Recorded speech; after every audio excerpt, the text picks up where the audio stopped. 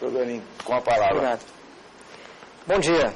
Bom dia. Tá vendo? Já melhorou, deu resultado já. Já melhorou muito, né? Muito bem, eu estou muito feliz de estar aqui com vocês. Muito bacana essa interatividade e ver o que os outros colegas estão fazendo, ver o que o Rodolfo está fazendo. Já copiei várias coisas, bacana, muito legal isso. Ponto de partida, de eu vir para cá foi a professora Beatriz Jansen, que eu conheço há muitos anos, e que passou um tempo com a gente lá fazendo um trabalho.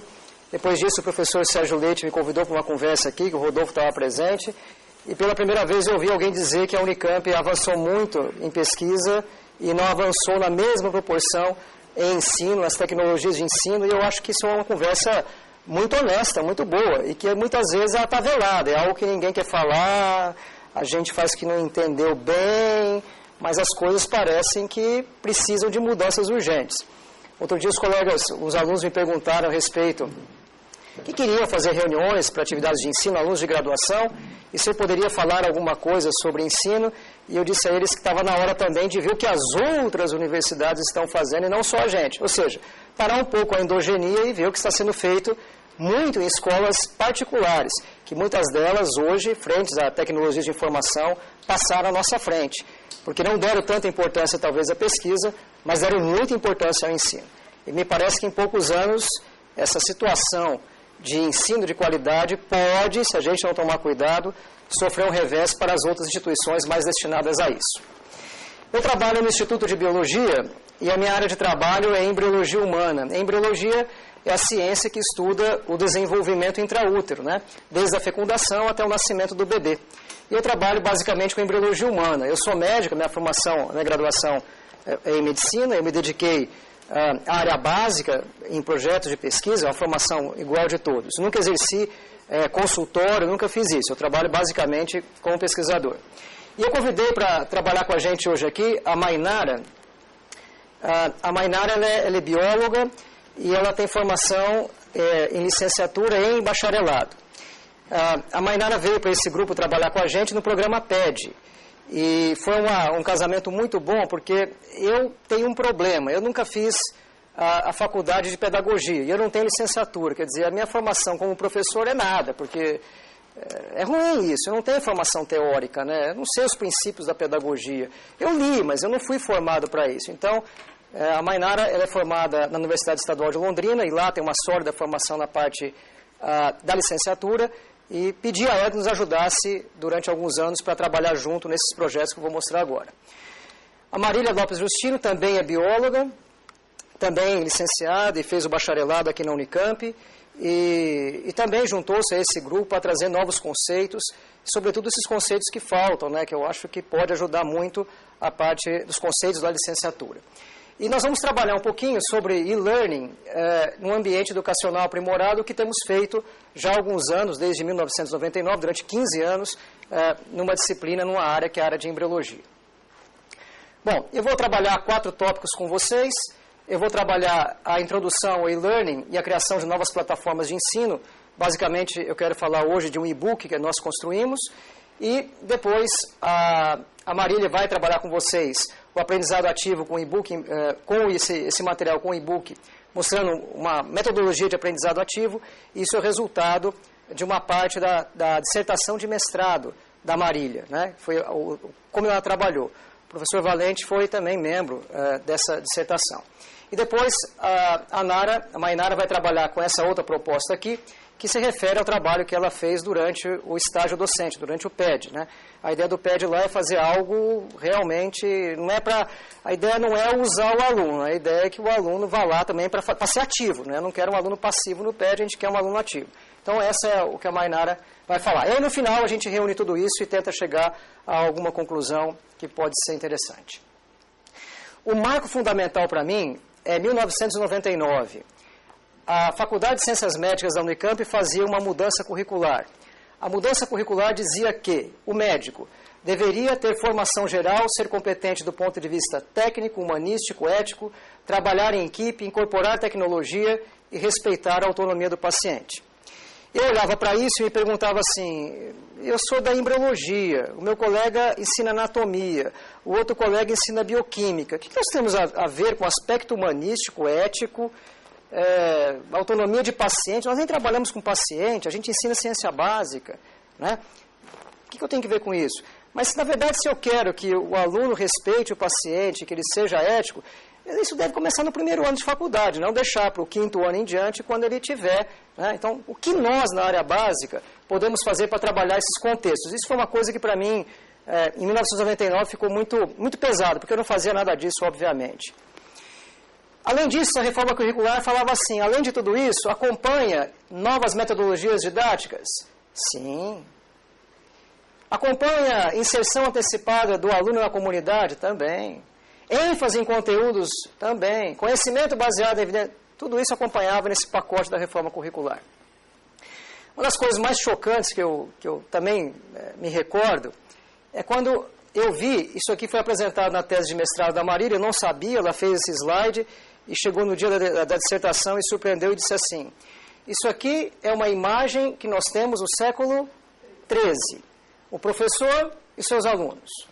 Essa é uma imagem do século XIX, o professor e seus alunos, o professor e seus alunos.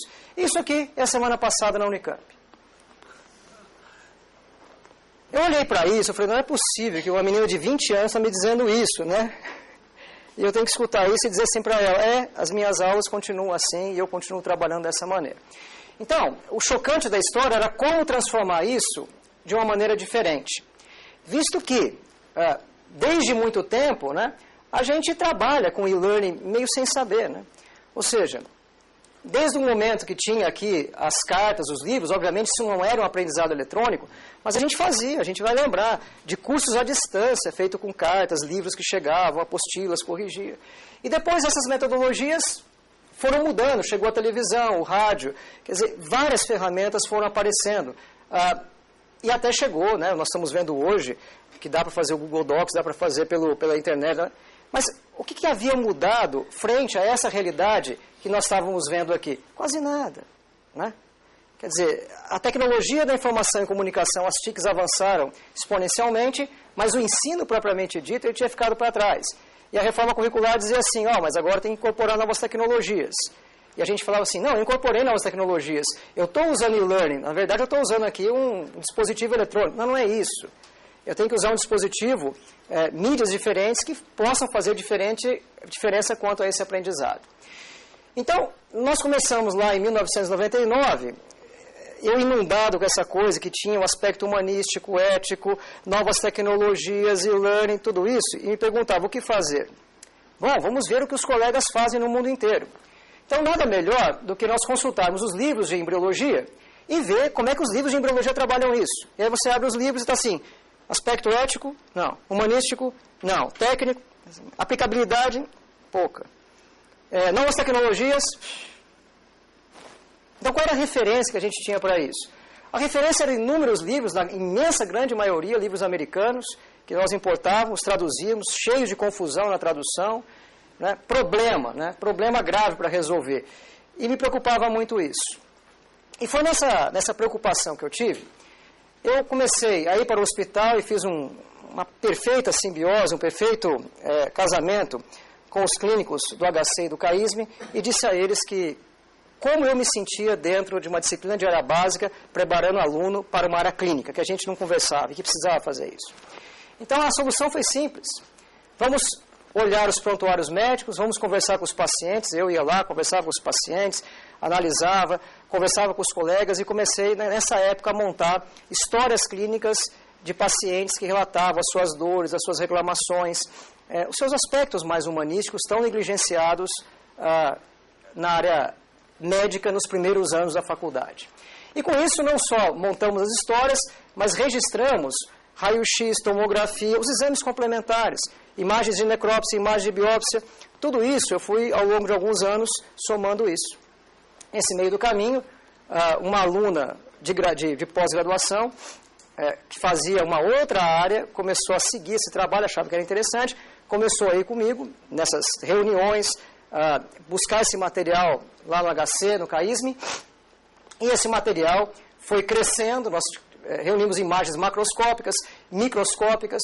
Num determinado momento, a gente achou que não dava mais, que precisava ter animações gráficas, porque a embriologia é o desenvolvimento embrionário intraútero. Quer dizer, é algo dinâmico, né? Primeira semana de um jeito, na segunda do outro, na terceira, na quarta já mudou tudo. Então não dá para trabalhar de forma estática. E a ideia foi começar a construir animações e ilustrações. Mas quem poderia fazer isso, né? Então as dificuldades começaram. Produzimos uma série de materiais didáticos. Juntamos todo esse material didático e levamos na formação do que chamamos hoje que é um e-book. É o que nós temos hoje. Todo esse material, vídeos, animações, casos clínicos, histórias, dentro de um material interativo que consta nesse site. Simples assim. A gente foi lá, tirou fotografia, história clínica, fotografou, escreveu, botou, apertou o botão, né? Botou no servidor e... Claro que não, né? Claro que não foi simples assim. Óbvio que não foi simples assim. E qual foi a solução para isso lá em 1999, por volta dos anos 2000? Foi a única saída que eu achei. Eu tive que convencer a coordenadora do curso de pós-graduação da seguinte maneira: vamos abrir uma área de ensino dentro de um curso de pós-graduação com esse nome. Ela olhou para mim e falou assim, como? Eu falei, nós precisamos ter novos materiais de ensino e novas metodologias de ensino e precisamos testar para ver se tudo isso é ou não eficiente. E a primeira pergunta, mas isso não é ciência? Eu concordo. Fazer material didático não é ciência. Usar material didático também não é ciência. Mas a hora que você usa e avalia e começa a ver se aquilo é melhor que o anterior ou não, aí você tem resultado e aí a coisa cresce. Mas para dentro de um instituto de biologia, onde a gente trabalha basicamente com a ciência baseada em estatística, então a gente precisa ter coragem para fazer isso. Bom, foi o que fizemos nesse período. O resultado disso foi a tese de mestrado da Suzana Guimarães Moraes, que foi essa aluna que começou a trabalhar comigo lá nos anos 2000, e esse foi a tese de doutorado dela, já era um material bem interessante.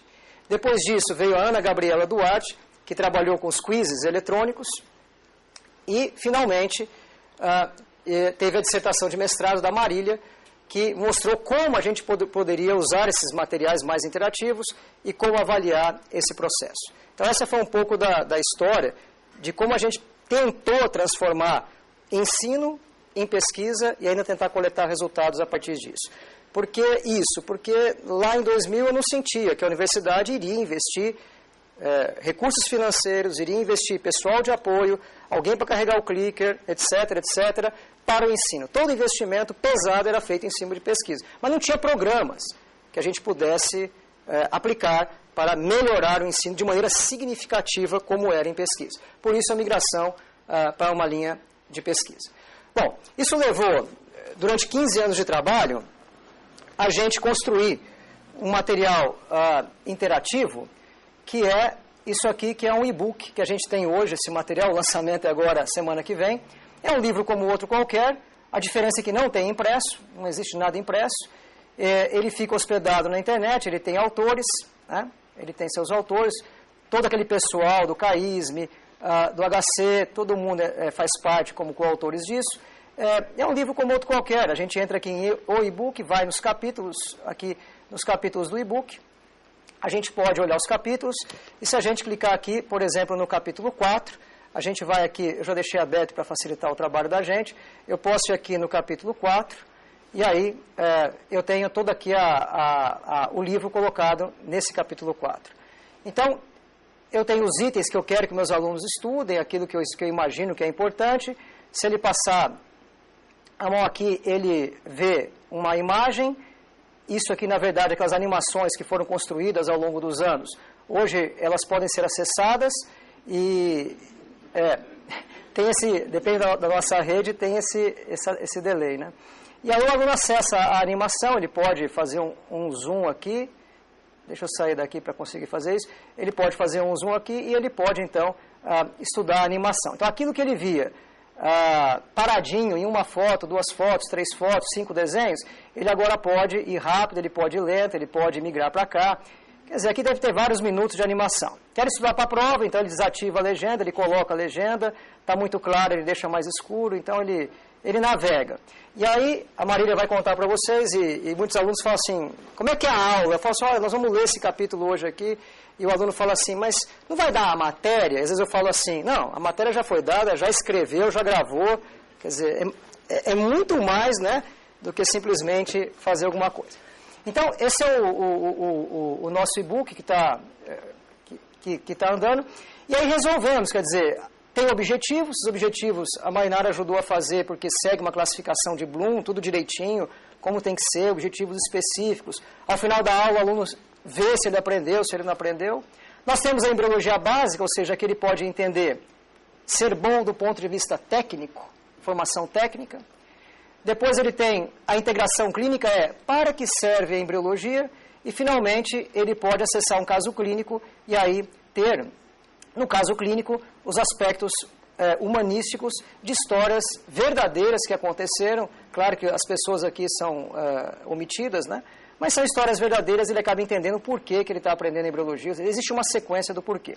Aqui, por exemplo, são vídeos também, vídeos interativos, que a gente pode anexar ao e-book e trabalhar com isso. Então, tem vídeos, tem imagens, tem casos clínicos. Foi um material que foi feito ao longo de vários anos. Ele é um e-book porque permite que a gente faça atualização constante. Quer dizer, eu estou na minha sala, eu posso fazer uma atualização constante, salvar, e a atualização é online, né? Então, a gente vive fazendo essas atualizações de maneira que não depende de uma segunda, terceira, quarta, quinta edição. Depois a gente trabalha nesse formato de e-book, a gente se pergunta o que fazer com o papel. Quer dizer, é agradável a leitura, mas do ponto de vista, acho que a minha internet aqui já era, do ponto de vista editorial para o autor é melhor. Se eu clico aqui nas referências bibliográficas, então eu posso já diretamente acessar a referência bibliográfica, clicando nesse link aqui, e se a minha internet funcionar aqui, ele vai diretamente abrir a página do PubMed e ele imediatamente pode ter acesso a esse artigo que nós estamos falando aqui, ok? E aí o aluno consegue extrapolar, ir além daquilo que o professor estava falando para ele na sala de aula, né? Então essa foi a conotação disso, ok? Todo mundo pergunta para a gente, por que e-book? Essa pergunta todo mundo faz, né? Não tem impresso? Por que e-book? Acho que já entendeu, né? Não dá, né? Não tem jeito, né? Só poderia ser assim. Nada impresso? Nada impresso. Tenho medo hoje do impresso, porque o digital é melhor, né? Você faz as modificações, altera, é bem mais fácil. É o aplicativo, né? Não é aplicativo, não tem plataforma, você acessa com o Google, não tem que baixar nada. É fácil, não tem preocupação nenhuma. Não tem que atualizar, a gente mesmo que atualiza, não tem que se preocupar com nada. Sim, precisa. Também, se tiver um smartphone, vai bem no smartphone sem problema nenhum. Acho que não é o lugar para estudar, mas enfim. Né? Sim, é um livro como outro qualquer, tem ISBN, tem autores, tem capítulo, existe o reconhecimento acadêmico, né? Isso é importante. Sim, pode comprar individualmente, as instituições de ensino podem comprar, então não tem assim, é muito aberta a maneira como isso, a logística de como isso é usado. A comunicação é direta, na capa tem um link, né? Tem lá o link contato, o leitor clica em contato e ele vai direto no e-mail do autor, ele manda e-mail para o autor reclamando, pedindo, olha, tem que melhorar, não está bom. Professores também que acessam, né? Então, um grau de liberdade bastante rápido. E a logística disso é simples. Ele entra na internet, ele vai no site, ele clica em comprar, ele preenche um formulário, vai usar o cartão de crédito e a liberação do material para ele é imediata. Não tem correio, não tem absolutamente nada. A liberação é extremamente imediata. Bom, então esse é um material que nós construímos ao longo desses últimos 15 anos, né? Um trabalho bastante grande que construímos ao longo dos 15 anos. Agora eu vou pedir para a Marília vir aqui, e a Marília vai contar um pouco do que ela fez na dissertação de mestrado dela, ou seja, nós temos um material de ensino diferente, mas agora precisamos usá-lo. E a pergunta é como utilizá-lo de maneira ativa em sala de aula. É isso que a Marília vai mostrar para a gente.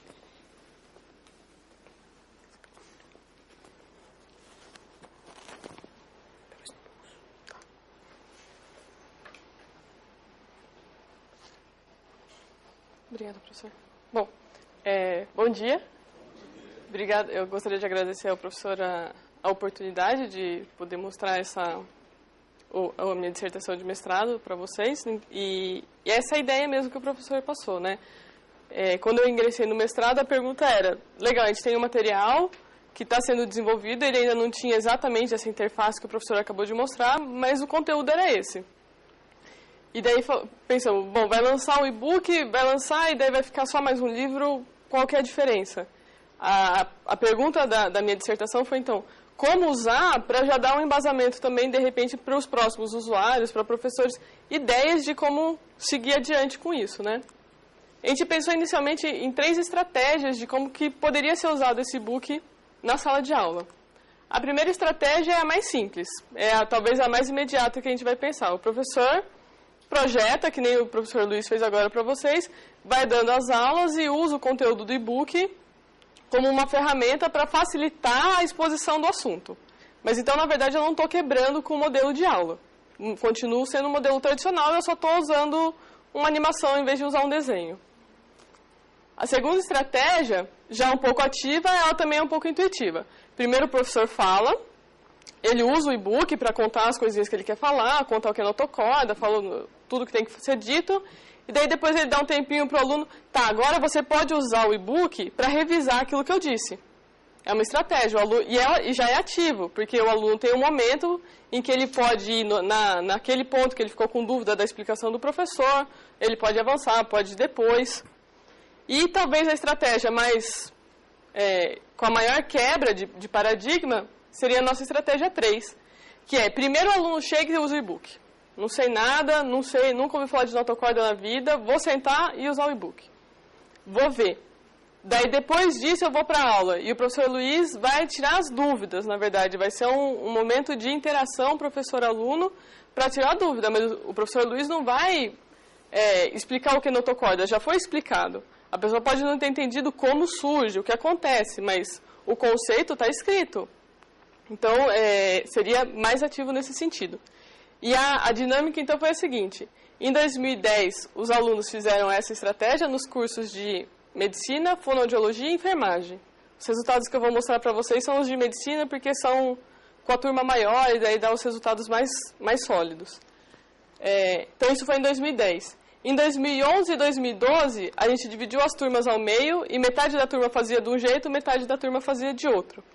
Uma variação interessante também foi que, em 2011, a gente usou aqui o ciclo básico, o PB, os computadores do PB. Nos computadores do PB, são vários computadores na sala e eles estão bem do ladinho um do outro. Então, era um computador por aluno usando sozinho. No ano de 2012, a gente foi para o centro de computação do Instituto de Biologia. Lá tem menos computador, só que o computador ele tem um espaçamento e dá para sentar 2 alunos por computador. Então, isso já dá uma variável de um ensino individual ou de um ensino colaborativo com as duplas ou até trios. Em resumo, então, a gente tem uma estratégia de exposição, uma estratégia de revisão e uma estratégia de introdução, sendo que as estratégias de revisão e introdução têm uma variável de individual ou colaborativo. Para avaliar como que a gente fez para acompanhar o que tinha acontecido, a gente começou avaliando a percepção, o que os alunos acharam e o que o professor achou dessa experiência. A gente pegou 3 pontos principais para avaliar com relação à percepção. O primeiro seria a qualidade do e-book, a qualidade dos casos clínicos, a qualidade das animações, se o material era bom. O segundo ponto é a estratégia de uso. Gostei do material, mas não gostei como usou. Ou gostei, era muito legal como usava, mas o material podia ser melhor. E a terceira é uma dimensão de validação, na verdade, que é coerência entre as atividades. Porque se a prova não é coerente com a aula, ou a aula não é coerente com o teste, daí fica difícil de avaliar a estratégia, porque a incoerência da disciplina pode estar afetando a estratégia. Então, a minha conclusão é equivocada. O meu objetivo aqui é que a coerência seja sempre muito boa para eu poder assumir como verdade as outras conclusões. Uma outra coisa que eu esqueci de falar, aqui, mas dá para eu falar depois. Continuando na ideia da percepção, então. O que aconteceu? No ano de 2010, que era aquela ideia tradicional, o professor dava aula usando o e-book. Material muito bom, estratégia de uso muito boa, coerência das atividades muito bom, fantástico, vamos continuar assim. Mas não, a gente resolveu mudar. Aquele pessoal que usou o e-book sozinho, sentado sozinho no computador, para revisar a aula. Animações e casos clínicos muito bom. A gente acabou bifurcando essa variável no ano de 2011, tornando um pouquinho mais específica a percepção, mas está refletindo a mesma coisa que o material utilizado aqui. Estratégia de uso também muito bacana e a coerência das atividades boa. Ah, legal, funciona. Pelo menos os alunos gostam. E aquele pessoal que usou o e-book como introdução. Material muito bom, coerência das atividades boa, mas a estratégia nem tanto. Eu não gostei. Foi complicado e mesmo durante o uso a gente teve alguns enfrentamentos, o aluno que falava, olha, eu não estou gostando disso, eu não estou aprendendo, o professor não quer dar aula, quer que eu venha e fique aqui usando o computador, depois ele quer lá e só quer responder minha dúvida, não quer me explicar, o que está acontecendo? Né? E daí no ano seguinte a gente insistiu, mesmo com a percepção, a gente falou assim, não, uma turma não é suficiente, vamos insistir mais um pouquinho. Daí vai, aquele pessoal que usou o e-book como revisão colaborativo. De novo, material bacana, estratégia de uso bacana, coerência bacana. Então, acho que usar como revisão realmente é uma coisa boa. E aqui, o pessoal que usou o e-book como introdução, só que colaborativo. Já melhorou aqui a percepção dos alunos com relação à estratégia. Já chega no que a gente chama de zona de conforto. Duas interpretações que a gente assumiu para esse resultado. Realmente usar de forma colaborativa torna a situação mais agradável, e daí é melhor, e o aluno tem uma percepção melhor. Ou o fato de eu saber que o aluno do ano anterior fez uma coisa muito parecida e deu certo, diminui o meu bloqueio com relação a essa estratégia. E daí eu tenho menos barreiras para romper, eu vou de peito mais aberto, de cabeça mais aberta para essa estratégia. E daí eu tenho uma percepção melhor dela. São as duas possibilidades, talvez conjuntas, né? E a gente, vamos conversar, né? Só dados, só instrumento de percepção, que é aquela coisa que você pergunta, eu concordo, eu discordo, muito rígido, vamos fazer também entrevista, conversar com os alunos. E, de fato, a gente ouviu os relatos de resistência, né? Por exemplo, esse aluno aqui. Eu acho que todo mundo consegue ler ou é melhor eu ler? Vou dar um tempo, então.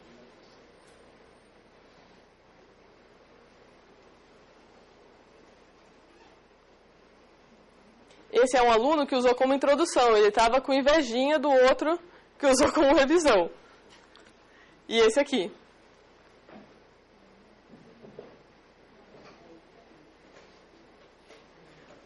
Ou seja, eu quero aula com o professor Luiz. O e-book é ótimo, dá para usar em casa, eu estudo ele em casa. Na aula, Luiz, dá aula, né?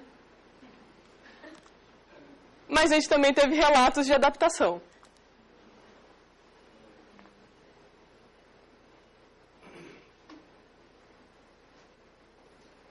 Essa aqui é uma aluna que usou como revisão. Ela falou, no começo foi difícil, mas eu aceitei o desafio e foi legal. E essa aqui é uma aluna da Fono também, que a gente conversou com ela já depois, numa outra parte da disciplina, quando volta à aula tradicional, porque ainda não tinha, os capítulos do e-book relativos àquela aula não estavam finalizados. Daí ela falou isso aí. Daí é tudo que a gente quer ouvir, né? Porque, então quer dizer que ela gostou, ela se adaptou, e quando foi para a aula tradicional, ela falou assim, que sacanagem, né? E do professor Luiz, que também é um lado a ser levado em consideração, a satisfação do professor com a estratégia de aula. O que o professor Luiz falou sobre isso numa entrevista que eu fiz com ele?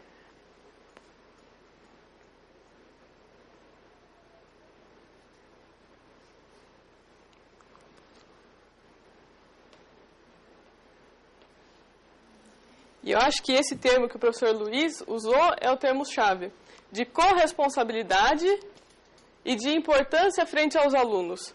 Se o professor está ali para tirar dúvida, ele não está ali para ficar repetindo coisas que às vezes os alunos já sabem.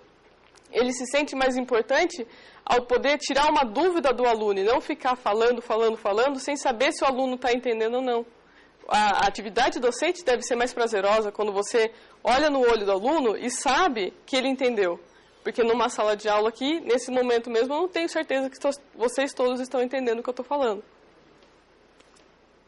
E daí tem uma colocação que acho que resume tudo isso, que é aqui.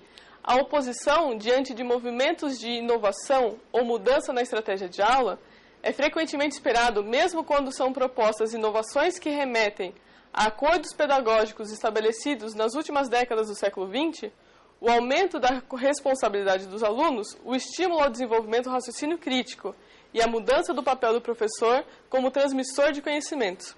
De fato, o ensino ativo, que é isso que a gente está buscando com essa atividade de hoje, buscar a atividade ativa, é bom ter em mente que o aluno vai resistir. Ele tem uma noção tradicional, ele está confortável e o aprendizado ativo vai tirar o aluno da zona de conforto. Ele pode ter resistência a isso. Acho que vale a pena insistir. Acho que esse que é o recado. Mas a gente não ficou só na percepção. A gente falou assim, será que isso teve... Às vezes é desconfortável e não vale a pena. Daí realmente não vale a pena. Mas às vezes é desconfortável, mas tem um bom resultado. Então a gente também fez um acompanhamento cognitivo. O que a gente fazia? Em todas as aulas... tinha um pré e um pós-teste. Verdadeiro ou falso, coisinha sobre a disciplina. Com base no índice de acerto no começo e no final, a gente calculava o que a gente chama de ganho normalizado de Reiki. É uma formulazinha, que é o ganho que o aluno obteve, baseado na nota dele de pós-teste menos a de pré-teste, dividido pelo ganho máximo possível, que seria se ele chegasse no nota 10 no pós-teste. Esse ganho, ele é indicado através desse gráfico, que vão ser retas.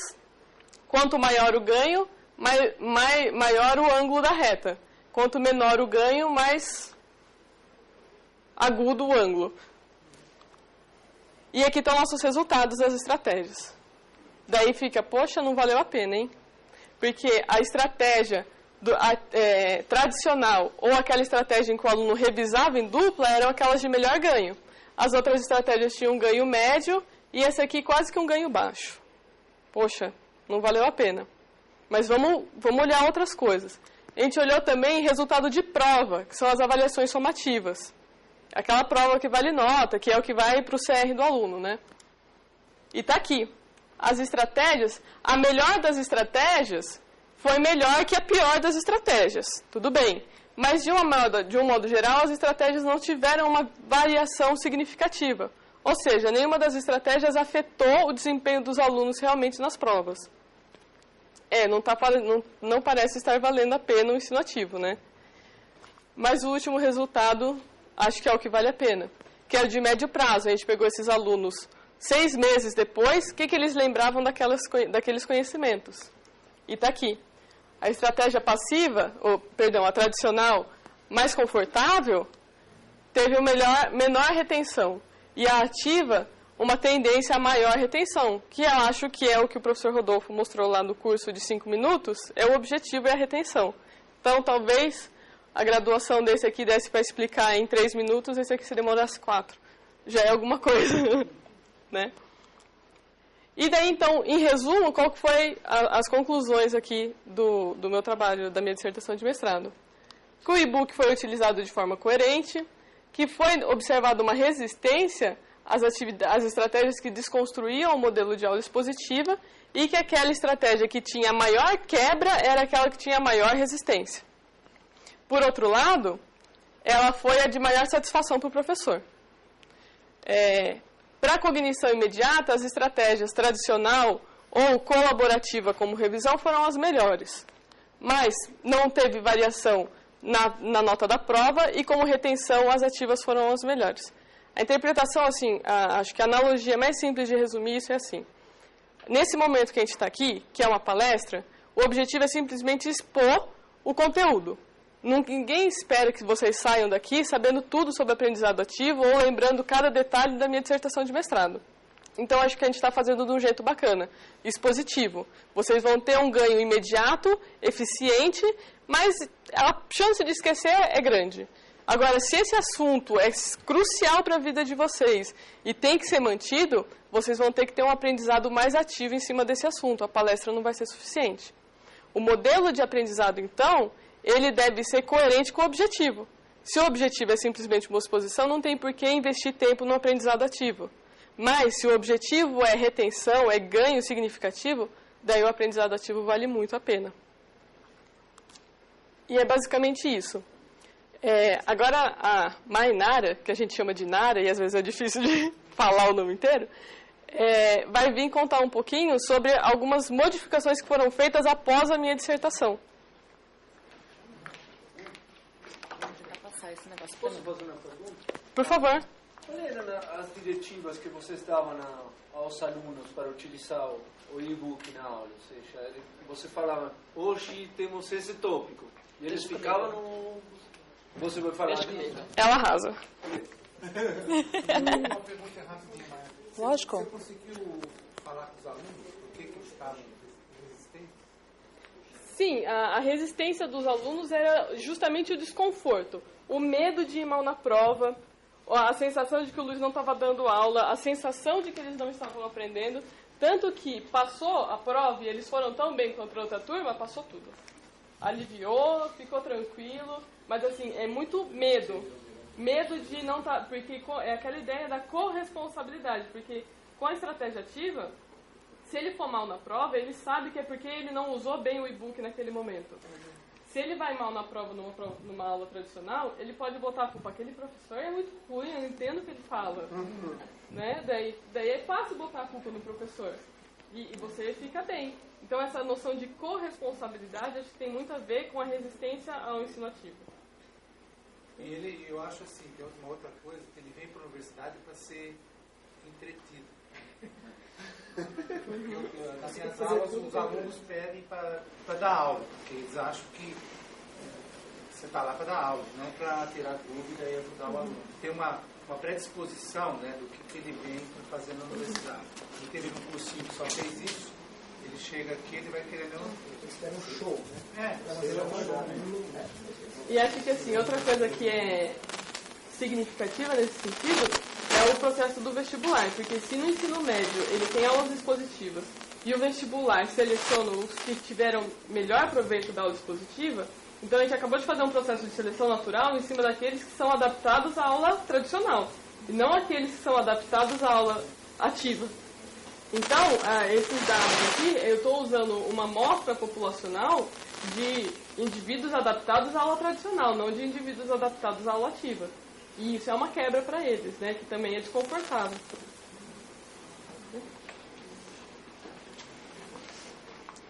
Bom, gente, a gente vai falar um pouquinho agora de uma proposta ativa mediada por clickers. O clicker, que é um dispositivo eletrônico, simplesmente. Isso aqui, ó. Daqui a pouquinho a gente vai entender melhor. A gente vai falar um pouquinho sobre avaliações formativas e algumas percepções.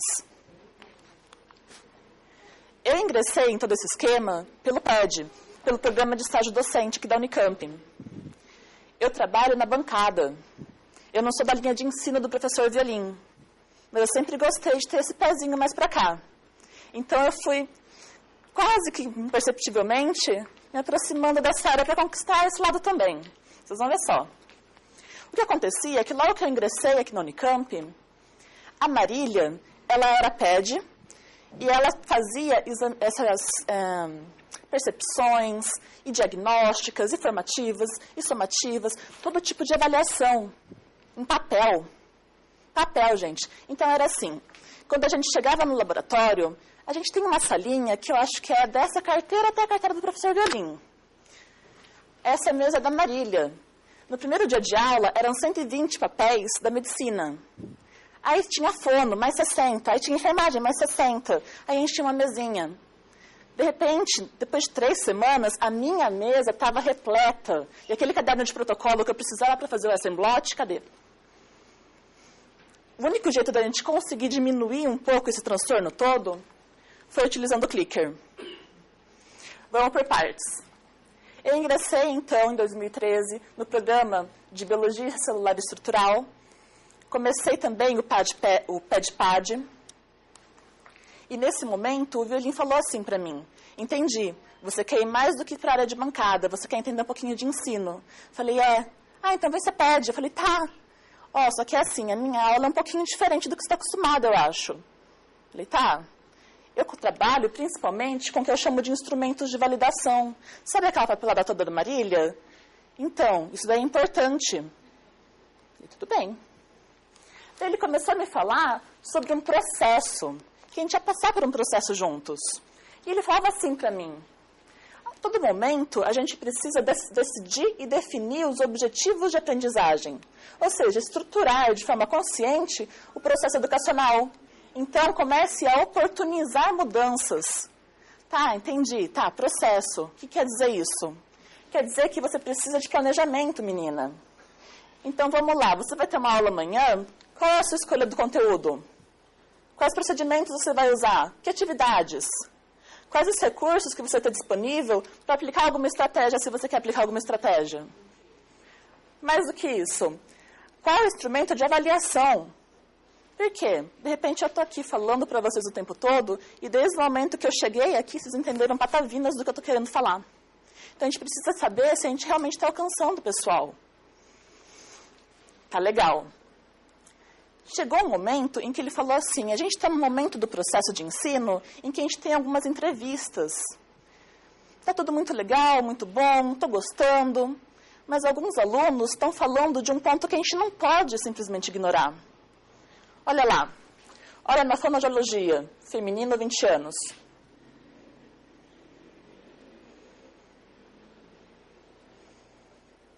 Decorar.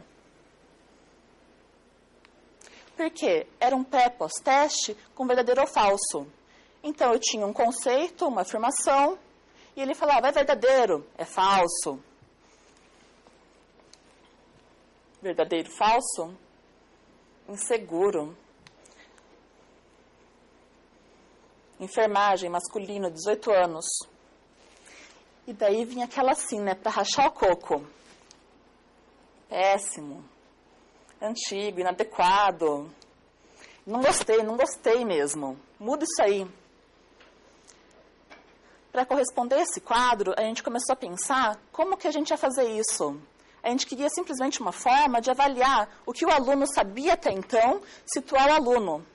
Olha, o diagnóstico que a gente tem, a avaliação diagnóstica, é que você está preparado para essa aula a partir de onde eu quero começar. Ou então, não, ó, eu vou ter que regredir um pouquinho para você conseguir, a partir daqui, ir para frente. Vamos lá comigo. Só que a gente não sabia outro jeito de fazer isso sem ser verdadeiro ou falso. Era a maneira mais fácil. Claro. A gente fazia nos 10 minutos iniciais da aula. E a ideia do VF é que não podia consumir mais de 10 minutos, né? E o pós-teste vem no final da aula, também com 10 minutos. Então essa foi a ideia do verdadeiro e falso. A gente achou que estava batendo um diagnóstico inicial e o resultado final. E aí os alunos falaram assim, mas isso aqui é péssimo. Mas se a gente não tivesse perguntado, né, os alunos...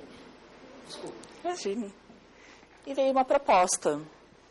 Que modelo que a gente vai usar? A gente está acostumado com verdadeiro ou falso, isso não está bom, a gente não está fazendo nenhum tipo de análise diagnóstica, depois também a gente não está fornecendo nenhum tipo de análise formativa, ou seja, a gente não sabe onde o aluno chegou, a gente não sabe como o aluno está saindo.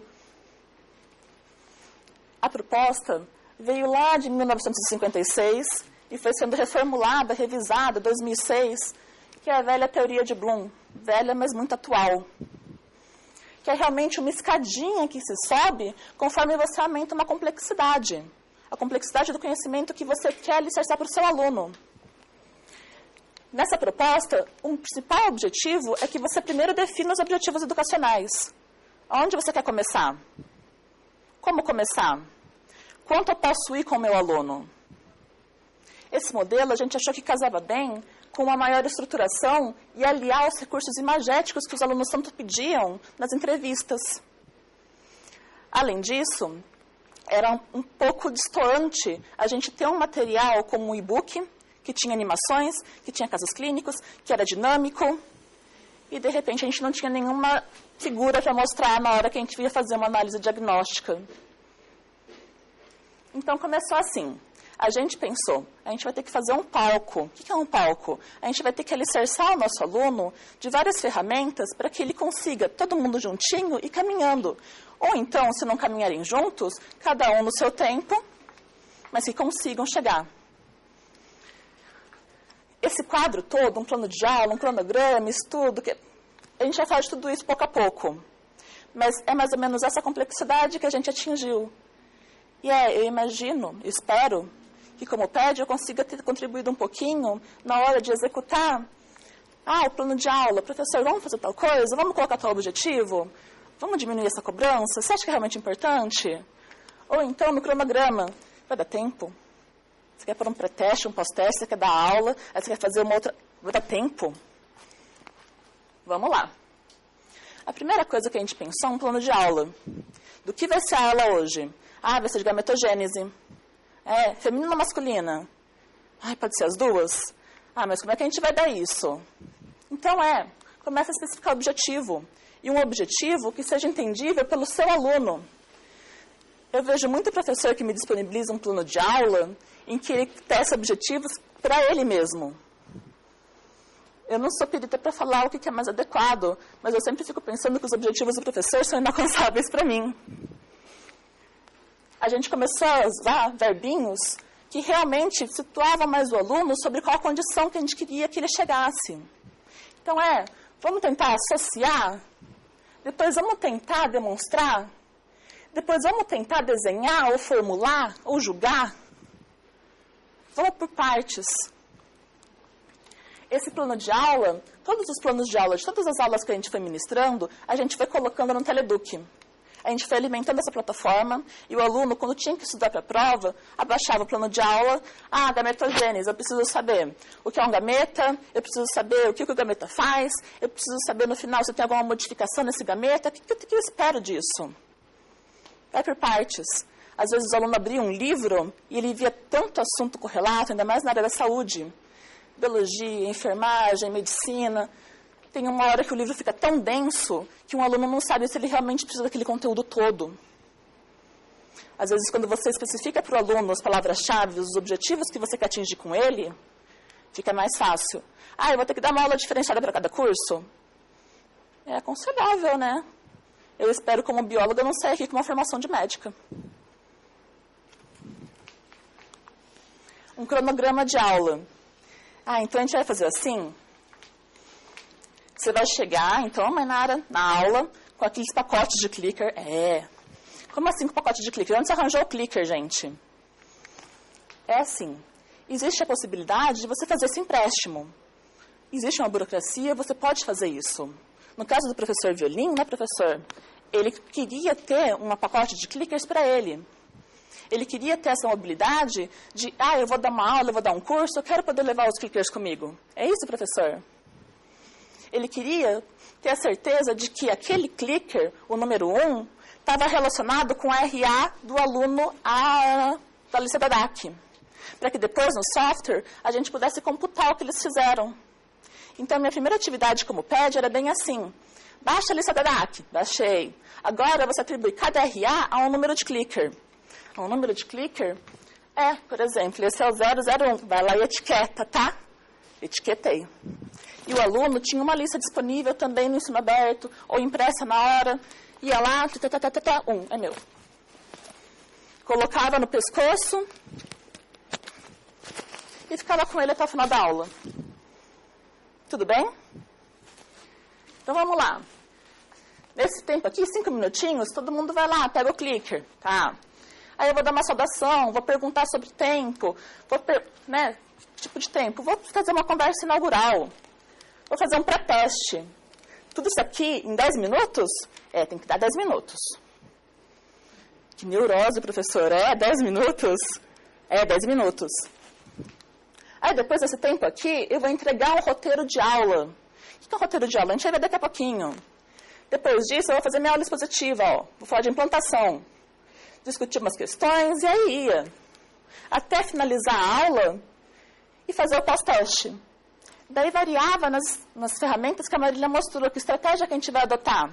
O aluno vai começar a aula indo para o e-book, é um tipo de abordagem. O aluno vai para o e-book aqui, depois que teve essa introdução, outra estratégia. Como são 120 alunos na medicina, é muita gente. É favorável que você fique com 60 alunos para fazer uma coisa, os outros 60 outra coisa. Mas esses 60 alunos que foram lá para o e-book, que foram ver esse software, eles vão ficar sozinhos? Não, eles sempre estavam com uma PED e com um professor associado, né, professor? No caso, a professora Lúcia, que também dá embriologia. Então, nas primeiras aulas eu ficava assim no relógio. Não era tempo, mas dava. Lógico, isso depende do professor. Cada um tem um estilo. Esse foi o estilo do professor Violim. O que é estudo dirigido? era realmente um papel, a gente entregava impresso, também carregava no Teleduc depois, se alguém perdesse. Nesse papel impresso, a gente vinha com conceito mesmo. Gametogênese masculina ou espermatogênese é o processo de diferenciação pelo qual as células germinativas primordiais originam espermatozoides. É conceito. Às vezes, a gente peca muito e não dá um conceito para o aluno e ele acaba se perdendo na matéria. Às vezes a gente acha que é uma coisa muito simples e todo mundo sabe o que é espermatogênese. Ah, vai lá, faz o gameta. Não, mas não é só fazer o gameta, ó. Tem que estar apto para fecundação. Isso é importante. Põe conceito. A gente colocava algumas questões também. O aluno não precisava entregar? Não. Mas principalmente na hora que eu dava uma monitoria PED, o aluno ia lá comigo com a folhinha. Então, ó, essa questão aqui faz o menor sentido, hein? Aí você explica. O que mais? A gente foi coletando relatos para ver se a gente não estava ficando louco, né? Primeiro eu vou mostrar os relatos quanto ao cronograma que a gente estabeleceu e o plano de aula. Vamos lá. Vamos ler. Enfermagem feminina, 18 anos.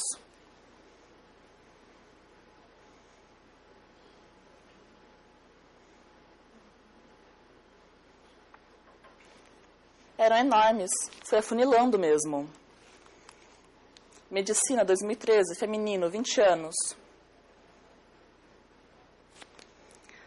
Atada transcrição de conceitos. Existem jeitos e jeitos de dar aula. Mas tem muito aluno que sofre muitas vezes com uma velocidade um pouquinho mais acelerada do professor, e vai falando muito rápido assim, ele tenta escrever tudo e não dá certo. Perde a mão. Não dá certo. Então, na maioria das vezes, quando você disponibiliza lá um conceito, não volta slide? Não precisa ficar voltando slide. Sabe, o aluno já tem um recurso a mais. Tá legal. Então, a gente obedeceu um plano de aula, esse plano teve um cronograma associado, o estudo dirigido tinha os objetivos que a gente destacou nesse plano de aula, a gente obedeceu uma estratégia de aula. Daí a Marília falou um negócio de pré e pós-teste. Então, é assim, né? O aluno chega para a aula, a gente vai fazer uma avaliação diagnóstica, um pré-teste.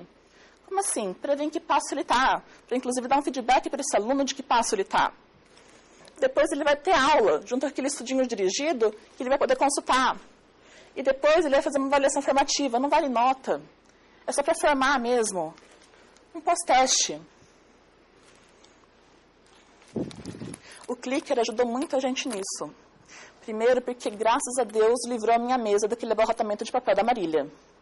Segundo, que a vida ficou mais fácil. Terceiro, porque era em tempo real. Olha só. A partir do momento em que eu começo a utilizar o Clicker, o aluno tem opções. Ele digita uma opção, computa já no computador. Está lá para a gente ver se ele acertou, se ele errou. Uns 5 minutos iniciais, o professor vai lá rapidinho. Gente, 5 minutos para vocês se acomodarem. Olha, eles erraram muito essa, tá? Eles não sabem o que é gametogênese. Eles não sabem o que é gameta. Não, gameta, não sabe o que é gameta, não sabe o que é célula, não sabe o que é essa célula. Como é que eu vou voltar na minha aula, vou me replanejar aqui rapidinho para conseguir abordar isso? Então, você não começa mais no vácuo de não saber o que o seu aluno tem para te oferecer. A gente acabou utilizando o Clicker não como o propósito do ensino ativo, mas como uma ferramenta para se chegar ao ensino ativo. Vamos ver por quê. A gente começou a formular questões que foram avançando nos níveis de complexidade que a gente queria cobrar do aluno. Então, as questões eram simples na maioria. A imagem a seguir relaciona uma imagem e aqui 4 ou mais conceitos, 4 ou mais teorias, nomes. Está relacionada a qual teoria? O aluno lê. Eu acho que é 1. Clicou 1. Computou. A gente sabe quando tem um número exato de alunos que já responderam. Aparece no cantinho. No pós-teste, eu derrubei meu negócio. No pós-teste, o professor... Tudo certo. O professor mostra para o aluno o quanto ele realmente acertou ou errou. Então, vamos fazer de conta que a gente está no final da aula. Isso daqui é um pós-teste. Vocês tiveram tempo para responder, vocês apertaram o seu clicker, computou. 94% dos alunos responderam teoria pré-formista, tá certo. Ah, mas teve uns 5% que foi para epigênese. Gente, o que é epigênese? Acaba com a dúvida. Não vai com dúvida para casa. Tenta resolver agora. Não deu para resolver agora, o aluno deu uma viajada, teve que sair antes.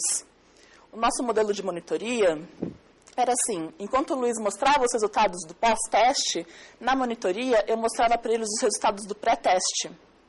O pré, que era feito logo que eles entravam em sala, sem ter tido contato com o assunto. Vira e mexe, davam os resultados do tipo 100% na teoria sintética. Era aquele momento da monitoria em que os alunos ficavam... erraram. O que era sintética? O que é a pré-formista? Por que está certo? E esses testes todos eram baseados em pontos muito chaves. Se o aluno realmente conseguisse acertar esses pontos, fosse embora para casa sem nenhuma dúvida, é o que a gente quer que ele saiba de embriologia. Fechou. Depois a gente começou a relacionar imagens com palavras e fazer uma sequência para o aluno conseguir descobrir. Vai ficando um pouquinho mais complexo e o aluno vai ter que raciocinar mais um pouquinho. Então, vamos lá. A combinação falsa. B, o que é B? Meiose, mais 1/2. Onde que está o 1? Onde que está o 2? Tá certo? É aqui que acontece a meiose? Quando o aluno acertava 92%, a gente já falava, nossa, legal. Vamos ver por que vocês aqui erraram essa. E assim, sempre indo para frente. Existiam momentos em que a gente não tinha auxílio imagético. A gente simplesmente pedia para eles relacionarem 1, 2 e 3. Relaciona mesmo. Muitas possibilidades. Foi só o que a gente apontou. Muitas vezes, na monitoria, o que acontecia era... professora, você me falou que essa aqui é a certa, né? Mas por que isso daqui é errada? Por causa disso. Mas se eu colocasse C mais 2, estava certo, não estava? Estava. Eles gostavam de construir esses raciocínios. E, às vezes, eles construíam raciocínios que eram pesados até pra gente, que a gente ficava, nossa, pera, Ia complicando. E quando um aluno conseguia ultrapassar o critério da embriologia e conseguia estabelecer um raciocínio válido e realmente acertar essa questão, a sala celebrava. Porque a gente estava cobrando mais do que realmente só embriologia. A gente estava forçando eles a ter um raciocínio. Mas sempre era assim? A maioria eles acertavam. A gente começou a perceber também que tinha muito aluno que sofria de um mal, de 2 maus, na verdade, 2 maus. Um era a misconception. Muitas vezes você dava para ele a teoria, ele falava, entendi. Então é assim, por exemplo, os monozigóticos, quando você tem 2 filhos ao mesmo tempo, né? O que aconteceu é que mais de um espermatozoide entrou. Não é. Onde você aprendeu isso? Tinha uma questão lá no ensino médio. Falava isso, não é isso? Ou então a gástrula. Cadê a gástrula? Vocês não falam de gástrula aqui na biologia humana. A biologia é muito diversa. E existe realmente um degrau afundado entre o ensino médio e o ensino superior. No ensino médio, o aluno, principalmente que presta medicina, que presta fonoaudiologia, enfermagem, ele é colocado com termos de mamíferos. É geral, você precisa generalizar. Mas na hora que ele entra na faculdade, a gente adapta isso para a terminologia dos livros didáticos. Que, na maioria das vezes, é uma terminologia mais humana. Então, o aluno fica muito perdido nesse meio termo. Ou mais do que isso, mais do que uma misconception. Você fala para ele, gametogênese é o processo... Não. Ele anota. Gametogênese é A mais B mais C. Na monitoria você fala, gametogênese é C mais B mais A. Não, o Violin falou outra coisa. Não, eu estou falando a mesma coisa. Não tá. Ele falou outra coisa. Então, a gente começou a perceber que os alunos, eles também tinham uma dificuldade muito grande em interpretar frases que eram homólogas, que eram muito similares. Problema de entendimento mesmo. Daí a gente começou a jogar questões de princípio. Como assim? Você tinha uma afirmação. Essa afirmação estava sempre correta.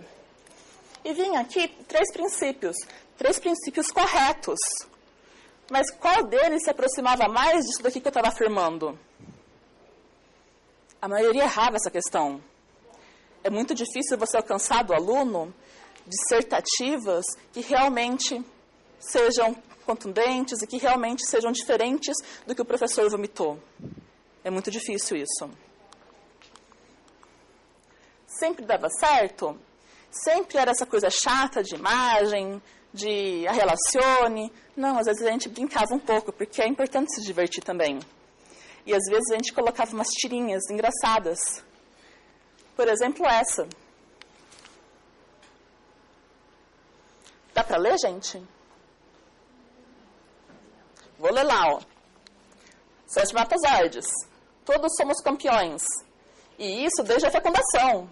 Afinal, são milhões de espermatozoides lutando para entrar no óvulo. E apenas um consegue. Nessa hora, nós temos nossa primeira lição de política. Para um se dar bem, milhões de outros se dão mal, muito mal. Legal, né? Legal essa interdisciplinaridade. E dá para você tirar disso questões bem legais. Por exemplo, a luta sugerida no segundo quadrinho da tirinha compreende a passagem de 3 barreiras, a corona, a zona pelúcida, a membrana, com auxílio da única arma que o espermatozoide possui, o acrossoma. Olha que legal. Mudou um pouco a linguagem, ufa, sabe? A gente ficava feliz quando nesse nível de questão, nessa compreensão toda, o aluno ainda conseguia triunfar e acertar. A gente ficava muito feliz. Muitas vezes a gente também relacionava, como o professor Luiz é médico, casos clínicos a questões de embriologia. Vamos retomar, vamos lá para a teoria, teórico-prático. Muitas vezes os alunos acertavam, mas também tinha vezes em que os alunos erravam enormemente. Era o momento do professor voltar e tentar de novo. E assim ia, gente. Aliando recursos, sejam infográficos, sejam imagens, sejam animações, sejam tirinhas, sempre tentando deixar um pouquinho mais dinâmico. E com esse feedback imediato, que mais do que imediato, é anônimo. A gente sabe na computação lá no final, mas ninguém sabe quem que é esse 14% aqui que errou. O aluno ele fica mais ousado, ele dá a resposta. Às vezes na monitoria, ele dá a mesma resposta. E às vezes ele fala, eu não concordo. E aí você escuta. Às vezes a gente reformula o teste. Tudo bem? Alguns relatos sobre isso.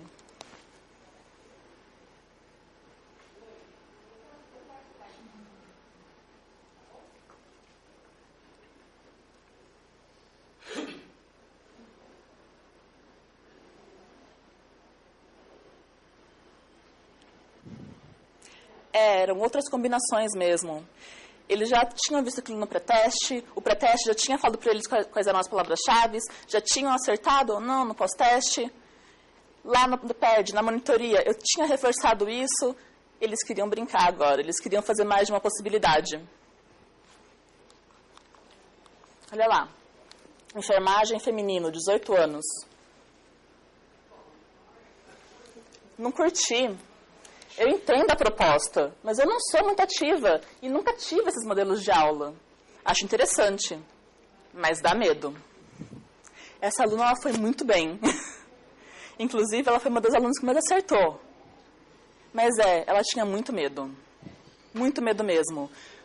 Antes da gente começar com esse modelo, a gente fez uma brincadeirinha com eles, com slides hipotéticos, do tipo, bandejão, onde fica o bandejão? Vamos relacionar? Eles foram treinados para isso, mas eles tinham medo. Fazem falta. Decorar termos é uma coisa que é complicada com o aluno de hoje. Hoje tem Google. Joga a palavra no Google, define 2 pontos. Então é complicado mesmo. Você tem que arranjar outras fórmulas para ele conseguir assimilar aquele conceito, decorar aquele termo e fazer daquilo uma brincadeira. Tá legal. Acabou, né, gente? Pelo amor de Deus? Não. A gente inventou ainda de fazer o que a gente chamou de questão de aplicação, que era uma coisa mais aplicada mesmo. Como que a gente ia fazer isso? Era extra classe? Era extra classe. Fazia quem queria? Fazia quem queria. Era formativo, então? Era formativo, não tinha punição. A gente enviava um Google Docs. Todo mundo sabe o que é Google Docs? Enviava, selecionava os alunos, a gente fazia em grupos. Principalmente porque eram 100 e poucos alunos, né? 120, reduzir para 60 pelo menos já era uma dádiva, né? E as respostas a gente dava individualmente. Então, era assim. Aqui eram 3 alunas, tá vendo? A postagem que elas realizaram foi nesse dia, nesse horário. A gente tinha toda uma problematização que envolvia, no caso, um caso clínico da paciente Jennifer, e a gente queria saber que conclusão ela tirava daquilo. Você vai se relacionar com o paciente um dia. Que conclusão você vai tirar? O que você vai aconselhar esse paciente? Com todo o critério, com toda a seleção do professor Luiz, com toda a orientação, a gente fazia um comentário individualmente para o que eles tinham respondido. Às vezes, a gente tentava propor outro direcionamento. Entendi, mas e se fosse o outro caso? Nesse caso aqui, volta ali, a gente pedia para o aluno se colocar na posição da paciente, é isso? Exato. Fazer o depoimento. Então, na posição de Jennifer, o que você faria? Você adiaria a gestação, faria um aborto, enfim. E é tão lindo que os alunos respondem assim, avaliando o caso de Jennifer, não, eu quero saber você, para com essa linguagem, tipo assim, eu ficaria muito triste, porque as pessoas têm dificuldade em se colocar na situação do paciente e fazer o depoimento, né? E depois você quer lá na frente que o médico seja um cara humano, ético, ele não foi treinado para isso. Quer dizer, era a Jennifer, ninguém conseguia se colocar. Não, se fosse a Jennifer, ela deveria, ela, né? Não é eu, é ela.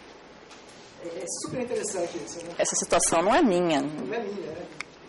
Né, gente? Teve relatos também sobre isso.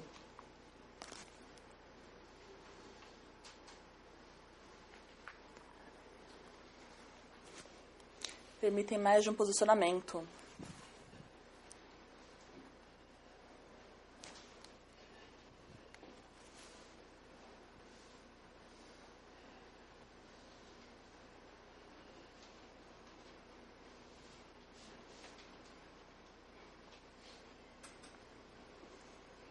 Tudo bem, gente? Claro, também tinha assim, ó. É uma exigência extra, é. Discussão em grupo. Quando você vai fazer uma discussão em grupo com uma classe de 120 alunos, um tempinho reduzido de 50 horas, 50 minutos, 50 horas é bom, hein? 50 minutos de aula. Difícil. Tem que aprimorar isso. Quando não dá, tenta achar outra solução. E, obviamente, é muita matéria, é muito pouco tempo.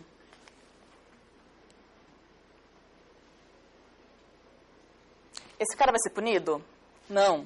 É uma avaliação formativa. A gente quer ver se a gente consegue sempre trazer esse aluno para a prova com o máximo que ele pôde conseguir assimilar. Mas se ele não quiser embarcar nessa onda, se ele não quiser ter um clicker, se ele não quiser responder, ele decide isso. E como não dá para escapar, as avaliações somativas, que é a nota final mesmo, que é aquilo que vai contar no CR do aluno. Nas avaliações somativas, na maioria das vezes, mesmo na minha graduação, é difícil você ver um professor, os professores assumindo o mesmo lado. Eu divido em 2 tipos de professores. Aquele professor que cobra conceito e quer saber se você realmente teve o conhecimento básico alicerçado. E aquele professor que está tomando um cafezinho lá e fala assim, ó, encontrei essa questão, eu não consegui resolver. Vou pôr na prova. Sério? Não, sabe, a prova não é, imagino eu, que não seja o lugar de você começar a testar o seu aluno para um novo conhecimento. É o local de você ver se você realmente conseguiu passar para o aluno aquilo que você deu. Se ele assimilou, se você teve sucesso, se foi efetivo. E a gente só pode chegar num momento de cobrar um pouco a mais do aluno na prova, porque ele fez o formativo lá atrás e começou a achar as questões muito simples de prova. Então, a gente fazia o contrário do pré-teste. No pré-teste e no pós-teste, muitas vezes a gente não dava as opções, que ele tinha que escolher A, B e C. Então, faz pra gente uma opção que seja verdadeira. Relaciona esse azinho com esse zinho e com esse zão e me fala, essa combinação é verdadeira. Faz o teste pra gente. Relato sobre as provas.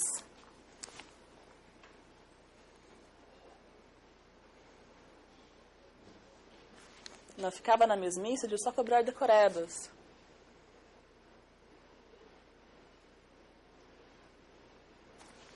Base para um próximo passo.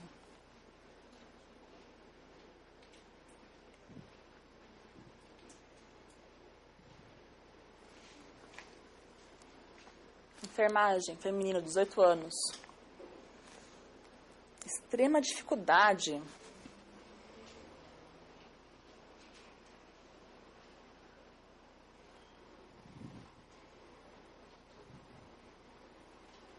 Digo como bióloga. O meu professor, ele sempre colocava os livros básicos que o professor mostrou como texto, referência padrão. E vira e mexe, a gente ficava, tá, mas e a comparado? E o comparativo? Cadê? Ah, tem pouco livro, vamos pegar mais o humano? Mas eu sou bióloga. É extenso. Você tem que pôr objetivo, você tem que rumar o seu aluno para o que você quer que ele realmente tenha. Então, o palco é tudo isso? É tudo isso. É o jeito que a gente está fazendo até hoje? É o jeito que a gente está fazendo até hoje. Tem dado certo? Tem dado certo, professor? Tem. Mas é um momento em que você realmente precisa entender que a aprendizagem ativa, esse ativo, não vem só do aluno. Vem também do professor. Como eles disseram, é uma corresponsabilidade. Existe todo um trabalho que o professor tem que ter, seja junto com o seu PED, seja sozinho, seja junto de uma equipe. Precisa de uma equipe. E tem todo um aluno que você vai colocar, tem toda uma situação que você vai colocar o aluno como ativo. Ele que vai ter que ir lá, vai ter que usar o software, vai ter que clicar no botãozinho, vai ter que ler. Na hora que o professor perguntar, ele que vai ter que responder. Então, na aplicação, ele vai ter num grupo, ele não vai, simplesmente não fazer nada. Teve outras manifestações? Teve. E tiveram duas que a gente ficou tão feliz de ler, mas tão feliz, que a gente queria compartilhar.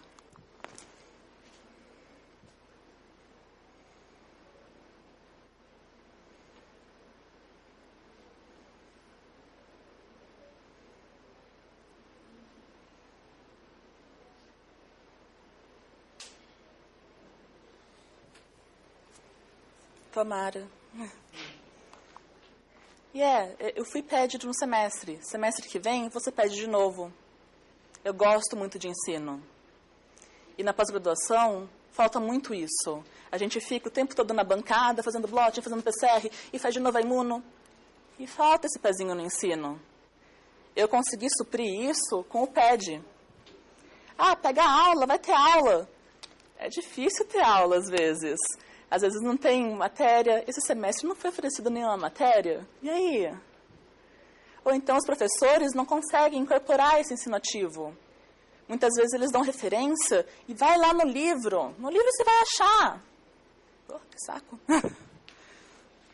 Outras perspectivas que eu também fiz e que a gente vai continuar agora trabalhando, né, professor? A gente fez um teste de percepção relativo à aplicação desses modelos de pré e pós-testes que eu mostrei para vocês. A gente está estudando agora, computando esses dados.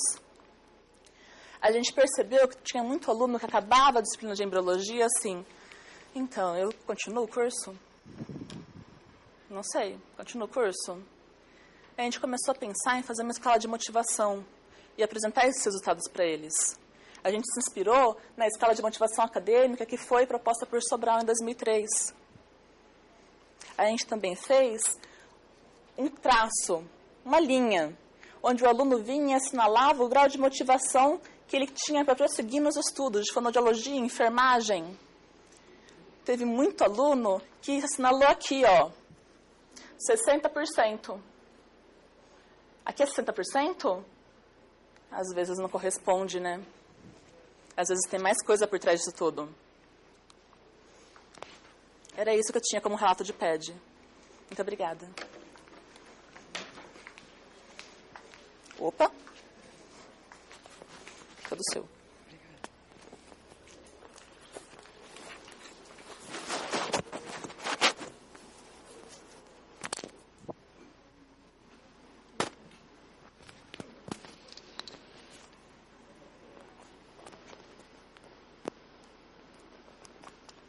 Bem, eu pedi para a Nara e para a Marília participarem com a gente aqui, porque muito do que foi feito realmente, ou tudo que foi feito com elas.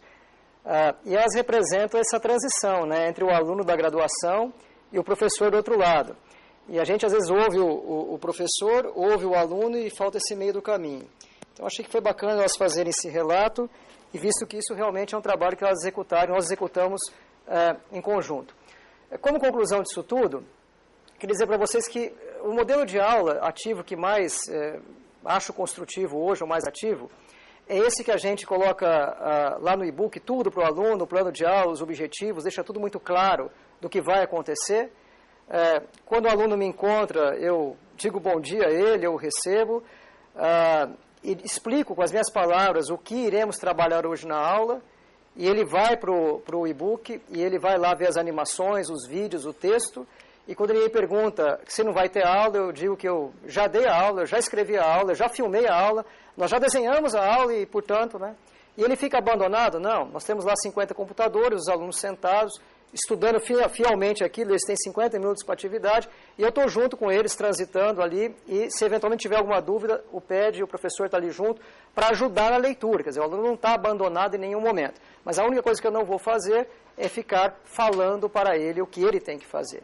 E aí eu estou louco para pegar a sua referência, usar talvez lá o medidor de atividade cerebral, para ver como é que vai ser aqui, porque agora é assim, ele tem 50 minutos para ver aquele conteúdo, e depois de 50 minutos eu interrompo ele e falo, bom, agora a gente vai tirar as dúvidas ou vai discutir. E quando o aluno pergunta, professor, mas isso é assim? E aí você solta, né? O que você acha? Aí o outro vai, complementa, e aí fica essa coisa mais interativa. Então a gente acabou com essa história um pouquinho do sono, daquela má vontade, não dá tempo de conversar um com o outro, realmente é um ritmo alto, né? E até certo ponto é neurótico, a gente começa às 14 horas, a gente termina às 14h10, 14h15, 14h20, 14h30, 16h, é neurótico, né? E tem que ser, eu acho, porque senão a coisa perde o controle. Então precisa ter realmente para isso. Eu acho que agora, depois de 15 anos trabalhando nesse método, que a gente vem aprimorando ano a ano, o ano que vem já tem novos desafios, talvez agora a gente consiga entender que, acho que estamos ensinando embriologia, né? Acho que temos isso.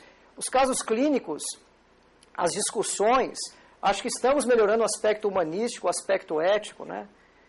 Meus alunos reclamam assim, professor, mas eu tenho que chegar às 8 horas da manhã na aula? Tem.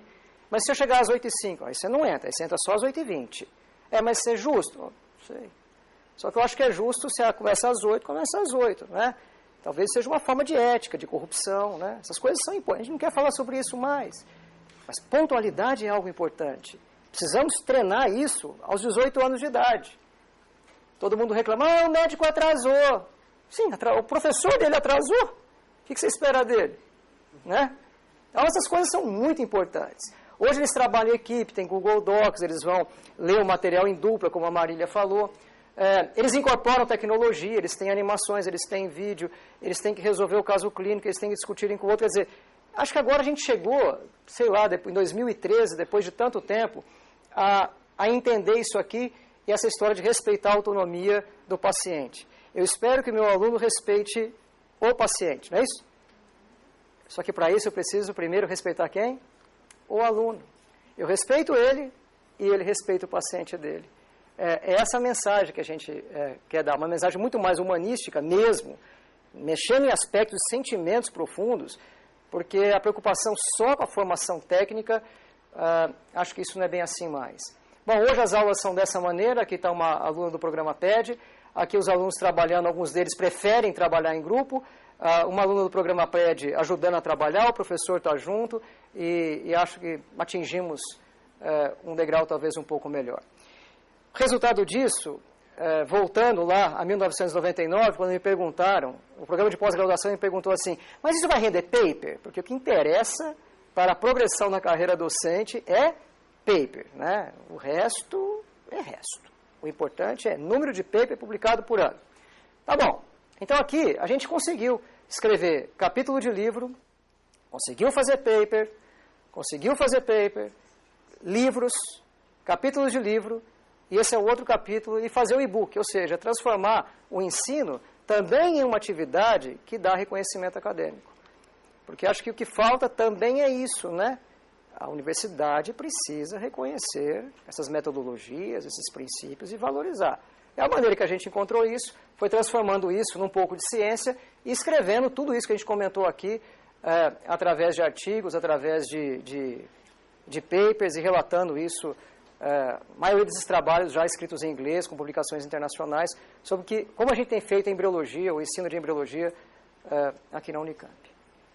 Obrigado a Nara e a Marília por terem aceitado o desafio, eu sei que foi importante para vocês e vocês se prepararam bastante para estar aqui, mas faz parte do processo ativo também, né? Ok, era isso.